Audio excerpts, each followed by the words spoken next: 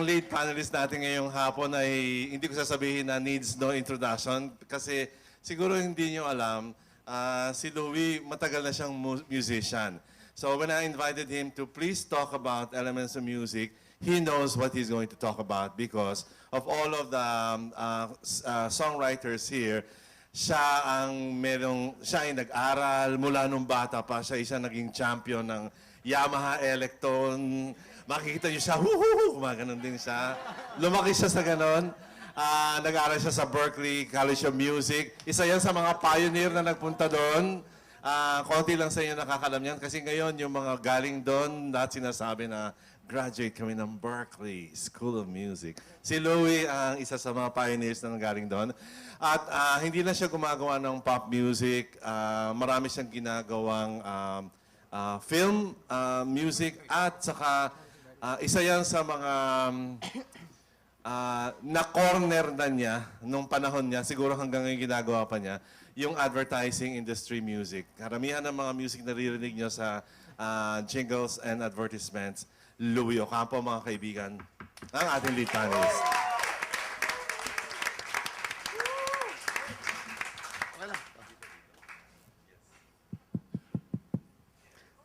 Nabigay niyo yung handout ko? Nakuha niyo yung handout ko? Mamaya lahat kayo may iPad. Libre, bibigay nila ng iPad. Joke lang. Pasensya na lang.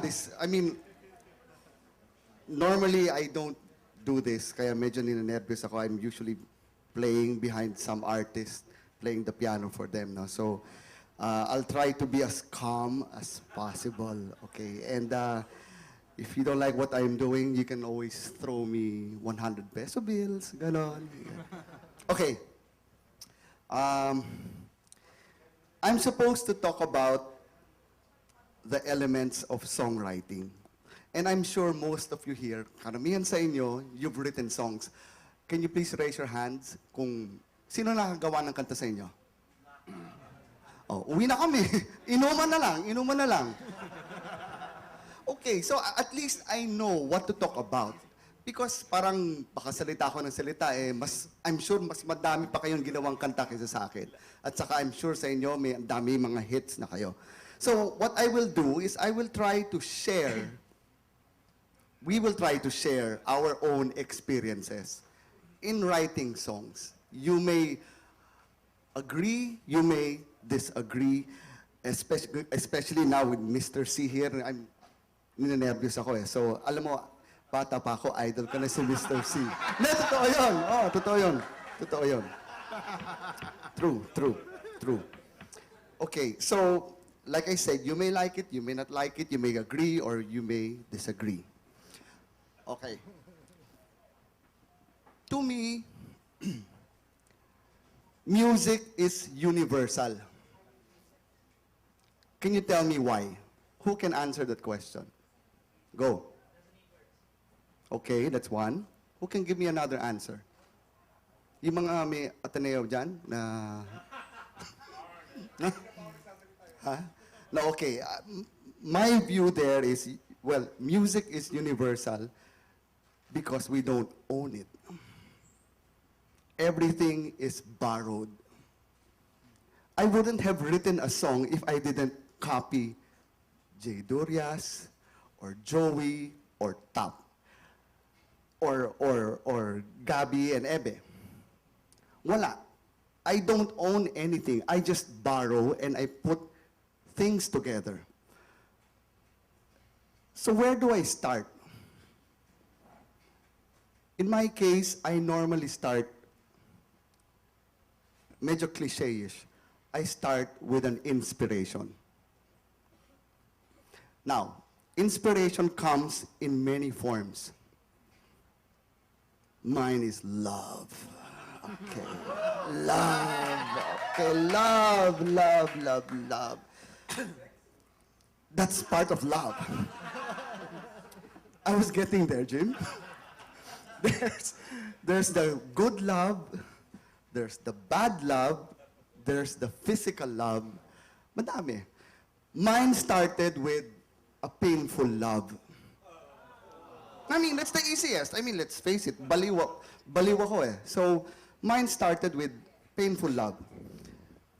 Then, when I wrote my very first song, I didn't know ni Hani Ho, wala. Wala akong alam na theory. Everything was by ear. I played by ear.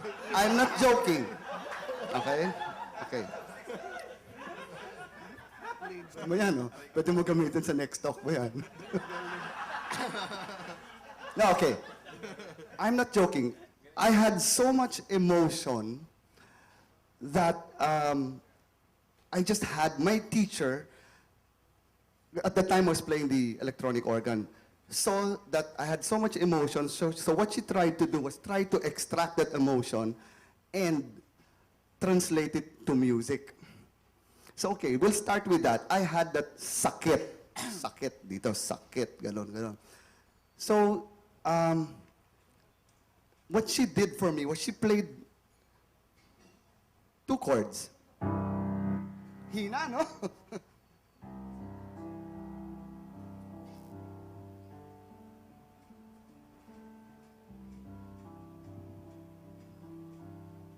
Then,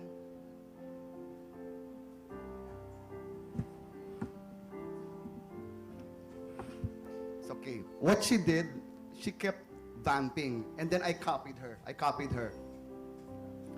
And then she told me, okay, Louie, what are you feeling inside?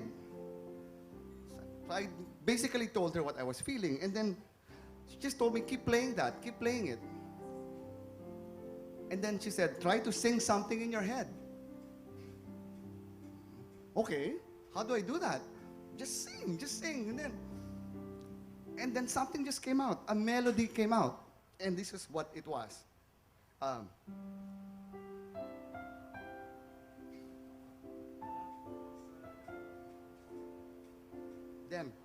Then from there, I didn't know what to do. Hanggang doon na ako.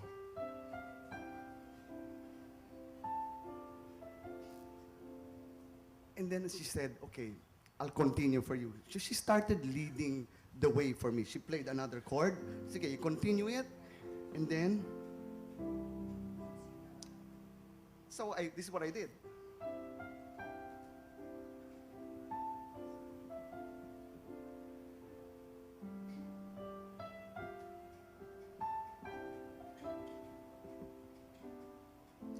And then the rest was history. I didn't know. It was like a miracle for me. Hard to explain how it happened. I guess that was where the magic was, that what I was feeling inside, I was able to come up with a melody. And later on, was able to come up with a song. Now, how did I come out with that melody?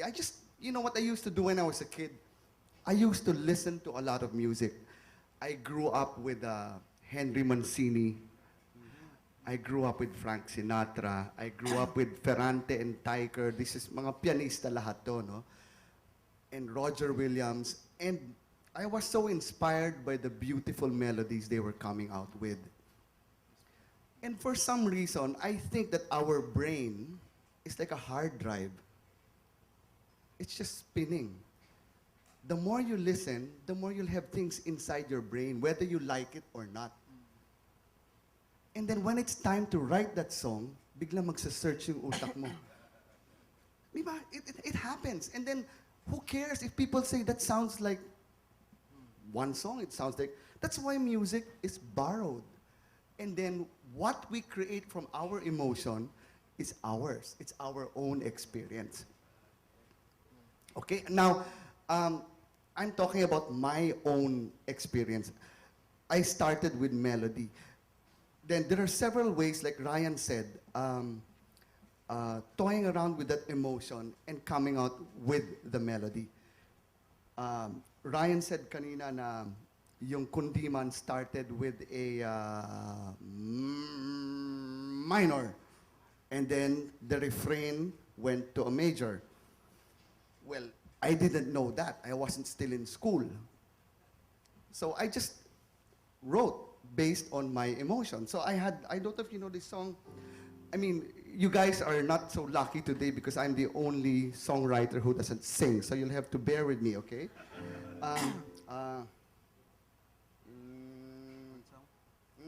Okay, you know this one? May pepa ko ba dyan? Okay. Yeah, this one. This one again was based on, I'll give you the background. I was in love with somebody, a girl, of course. And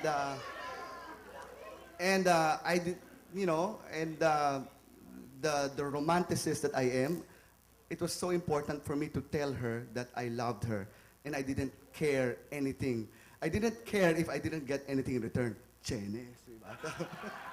No, but that was the emotion. So I wrote this song. My morning starts to shine with teardrops in my eyes. Okay? So I'm started. Major yun, no? Realize that our days will be brighter. To hide. Go to the refrain, ha? Then, so I went, but this time, ang sakit. I want to tell you that I love you, miski you don't care. But will you say that you love me and show me that? Okay, there. So, I mean,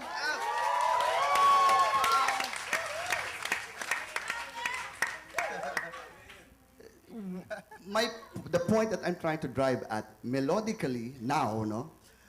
Of course, it's good to have parameters. It's good to have rules in music. There's a lot to learn. Up to this day, there's so much I want to learn, no? But when you write a song, I think, no, Mr. C, when you write a song, you don't think of rules. You don't think of parameters. You just write what's in your heart because what is right, what is correct today, or what is wrong today, what people tell you is not nice today, can be excellent 5 years from now. So do not restrict. Just melodically, do what is in your heart. And eventually, people will probably like it. I'm not saying that's the formula for melody, for coming up with a hit melody, but just write what is in your heart. But then again, also, it's nice to have rules if you want to stay inside the box. Okay? You follow? You follow? Huh? Because when I started writing, although I'm contradicting myself, when I started writing, I just